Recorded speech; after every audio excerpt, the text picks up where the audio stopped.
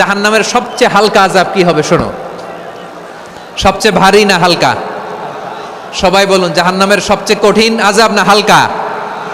জাহান্নামের সবচাইতে হালকা আযাব হলো ওই ব্যক্তির আযাব যার পায়ে দুটো জাহান্নামের আগুনের জুতা পুড়িয়ে দেয়া হবে। ওই আগুনের উত্তাপে তার মাথার মগজগুলো ভাতের মারের মতো টপ টপ টপ টপ করে বেয়ে বেয়ে পড়বে।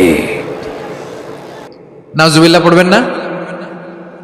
আচ্ছা প্রিয় সিলেট, আওয়াজ করে বলেন, এইটা যদি সবচেয়ে লাইট পানিশমেন্ট হয়, সবচেয়ে হালকা পাতলা সহনীয় আযাব যদি হয়, তাহলে ভয়ঙ্করতম আযাবের কি অবস্থা হবে? আমরা কি ওই জাহান্নামে যেতে চাই?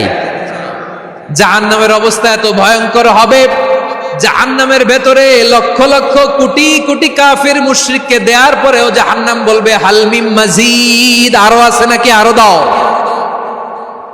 কোটি কোটি কাফেরের দল, মুশরিকের দল, সীমা লঙ্ঘনকারী দল, তাদেরকে যখন জাহান্নামে ফেলা হবে, বড় বড় পাথরখণ্ড জাহান্নামে ফেলা হবে, তারপরও জাহান্নাম বলবে হাল মিন মাজিদ, আরো আছে নাকি, দাও, আরো দাও।